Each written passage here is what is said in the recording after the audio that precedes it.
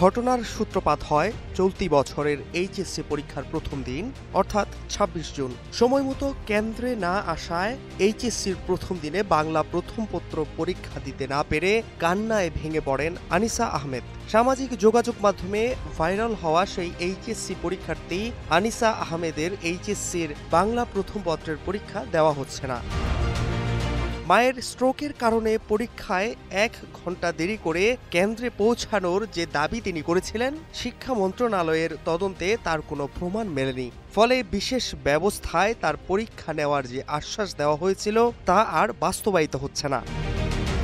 এদিকে শিক্ষা মন্ত্রণালয় ও ঢাকা শিক্ষা বোর্ডের যৌথ তদন্তে উঠে আসে ভিন্ন তথ্য।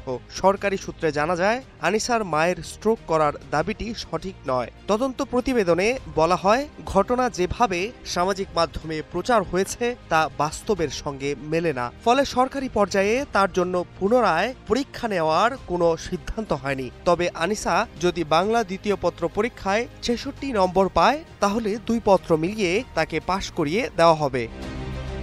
এই ঘটনায় জনমত দুভাগে বিভক্ত হয়ে পড়ে। একদল মনে করেন, ব্যক্তিগত কারণ যাই হোক না কেন, এত গুরুত্বপূর্ণ একটি পরীক্ষা মিস করলে সুযোগ দেওয়াই উচিত ছিল।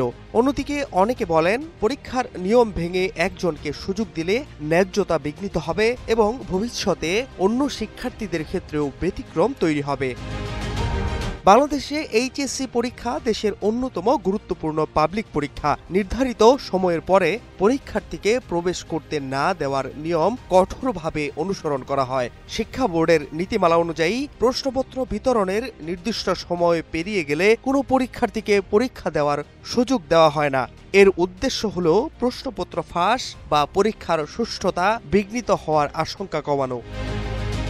যদিও শুরুতে ব্যাপক সহানুভূতি ও পুনঃপরীক্ষার সম্ভাবনা নিয়ে আলোচনা হয়েছিল, শেষ পর্যন্ত আনিসা আহমেদের ক্ষেত্রে নিয়মের ব্যত্যয় ঘটেনি। তবে অন্যান্য বিষয়ে ভালো ফল করলে তিনি পাশের সুযোগ পাবেন। এই ঘটনাটি একদিকে সামাজিক যোগাযোগ মাধ্যমে দ্রুত জনমত তৈরির একটি উদাহরণ হয়ে উঠেছে, অন্যদিকে সরকারি সিদ্ধান্ত গ্রহণে নিয়ম ও নীতিমালার গুরুত্বও তুলে ধরেছে।